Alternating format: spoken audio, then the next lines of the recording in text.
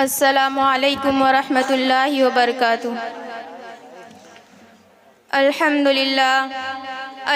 للہ رب العالمین، والصلاة والسلام علی سید الانبیاء والمرسلین، محمد وآلہ واصحابہ اجمعین، اما بعد۔ قال اللہ تعالی فی القرآن المجید والفرقان الحمید، اعوذ باللہ من الشیطان الرجیم، بسم اللہ الرحمن الرحیم۔ فلولا نفر من كل فرقة منهم طائفة ليتفقهوا في الدين ولينذروا قومهم إذا رجعوا إليهم لعلهم يحذرون۔ صدق اللہ العظیم۔ اس بزم جنو کے دیوانے ہر راہ سے پہنچے یزداں تک، اس بزم جنو کے دیوانے ہر راہ سے پہنچے یزداں تک، ہے عام ہمارے افسانے دیوار چمن سے زندہ تک۔ 100 بار سوارا ہے ہم نے اس ملک کے گیسوے برہم کو، 100 بار سوارا ہے ہم نے اس ملک کے گیسوے برہم کو، یہ اہل جنو بتلائیں گے کیا ہم نے دیا ہے عالم کو۔ حضرات سامعین اکرام، آج کے اس وسیع عریض اور عظیم الشان جلسے میں مجھ جیسے ادنا طالبہ کو کچھ کہنے کا موقع عطا فرمایا، اور میں اپنے دل کی گہرائیوں سے تمام حضرات کا شکریہ ادا کرتی ہوں، خاص طور پر باہر سے آنے والے مہمانوں کا تہہ دل سے شکریہ ادا کرتی ہوں۔ محترم حضرات اور سامعین اکرام، آج کے اس عظیم الشان اجلاس میں آپ حضرات کے سامنے مدارس اسلامیہ کے عنوان پر کچھ عرض کرنا چاہتی ہوں، اس امید کے ساتھ کہ آپ غور سے سماعت فرمائیں گے۔ جب ہندوستان کی مقدس سرزمین پر انگریزوں کا ناپاک سایہ پڑا اور وہ اپنی شاطرانہ و مکارانہ چالوں سے یہاں کے مالک بن بیٹھے، ملک کے ہر خطے پر جب ان کا تسلط ہوا، انگریزوں نے ہندوستانیوں کے گلے میں غلامی کا پھندا ڈالنا شروع کیا۔ جب بر صغیر میں ہندوستانیوں کا خون انگریزوں کے پسینے سے ارزاں ہونے لگا، تو اس وقت انگریزوں کی شفافیت و خوریزی سے رہائی کے لیے ہر شخص برسرے پیکار تھا۔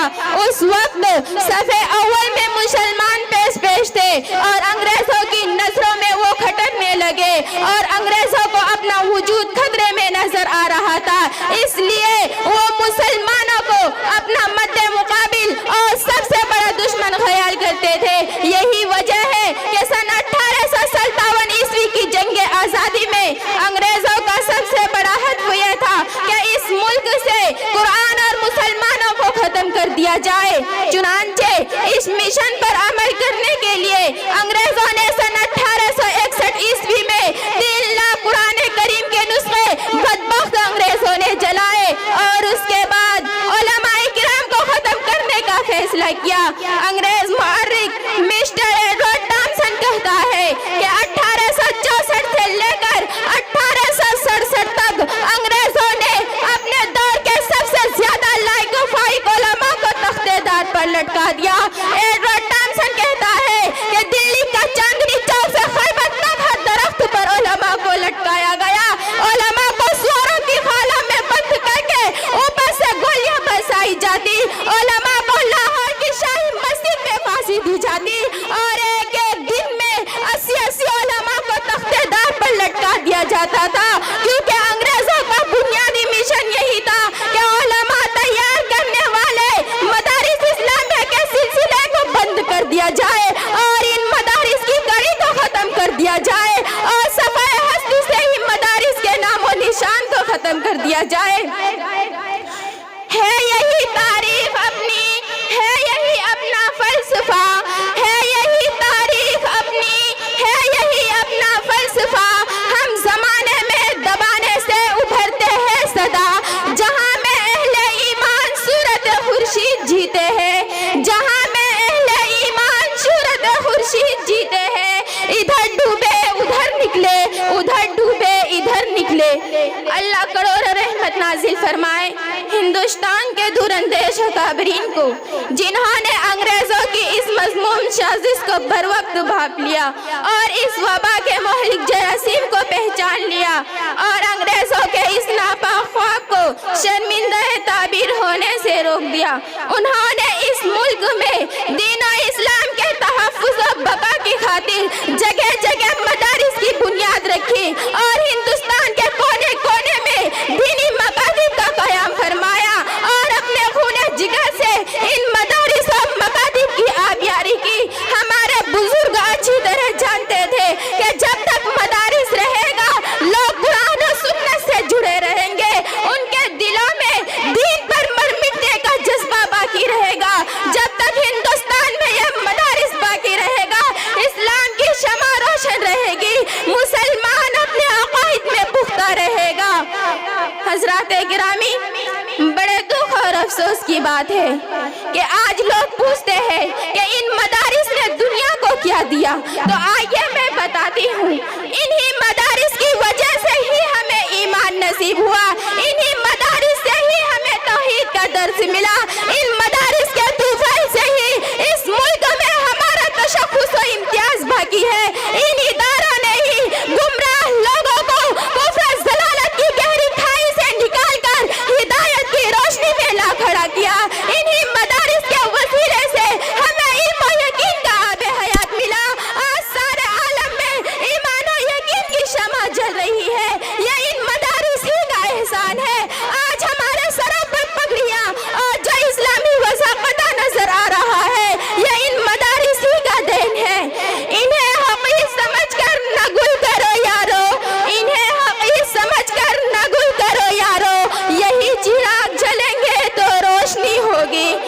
लेकिन अफसोस, सद अफसोस, अरे हमारे ये मदारिस तो इस काबिल थे कि इन्हें सीनों से लगाया जाता, पलकों पे बिठाया जाता, इनकी तामीर और तरक्की में हर तरह का ताउन किया जाता, हर मुमकिन इन्हें सरसब्ज़ और शादाब रखने की कोशिश की जाती, क्योंकि वतन का जर्रा जर्रा है यहाँ इस बात पर शाहिद, वतन का जर्रा जर्रा है यहाँ इस बात पर शाहिद। मदारिस के सुपूत इस मुल्क का जाबाज गाजी है।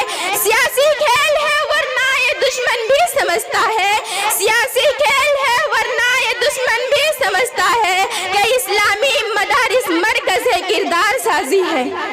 हज़रात सामीन इकराम, यही वो मदारिस है जिनकी कोख में जन्म लेने वाले उलमा इकराम की कुर्बानियों से हिंदुस्तान आजाद हुआ।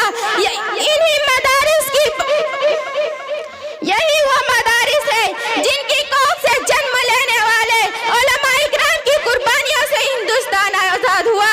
इन्हीं मदारिस से निकली हुई तहरीकात की बदौलत इस मुल्क में आजादी का इनकलाब आया। इन्हीं खानकाहों में अल्लाह अल्लाह की सदाएं बुलंद करने वाले बुजुर्गों की दुआओं के तूफ़ैल अंग्रेजों से निजात और रिहाई नसीब हुई। लेकिन आज यही मदारिस बरादरान वतन की निगाह में सबसे बड़े दिन के हैं। इन दीनी मराकिज़ का वजूद इनके हलक से नहीं उतर रहा है। यूं दिखाता है हमको नजर बागबा, यूं दिखाता है हमको नजर बागबा, जैसे गुलशन पे कुछ हक हमारा नहीं। सवाल यह है कि आज हमें ये दिन क्यों देखने पड़े? शरपसंदा को मदारिस के खिलाफ ज़हर अफसानी का मौका कैसे मिला? क्या इसमें हमारा कोई कसूर नहीं है? क्या मदारिस से हमारी बेइत्तिफाकी का दखल नहीं है? क्या हमारी गफलत और लापरवाही का नतीजा नहीं है? और यकीनन है। आज इस्लाम दुश्मन समझता है कि अगर मुसलमानों को उलमा से दूर कर दिया जाए, इनका मदारिस से अलग कर दिया जाए, तो इस्लाम की रूह इनके दिलों से निकल जाएगी। उलमा इकबाल ने इस्लाम दुश्मनों की इस साजिश की तर्जुमानी करते हुए कहा था, अफगानियों की गैरती का है ये इलाज, अफगानियों की गैरती का है ये इलाज, मुल्ला को इनके कुएं दमन से निकाल दो। इसलिए ए मुसलमानों, ख्वाबे गफलत से बेदार हो जाओ।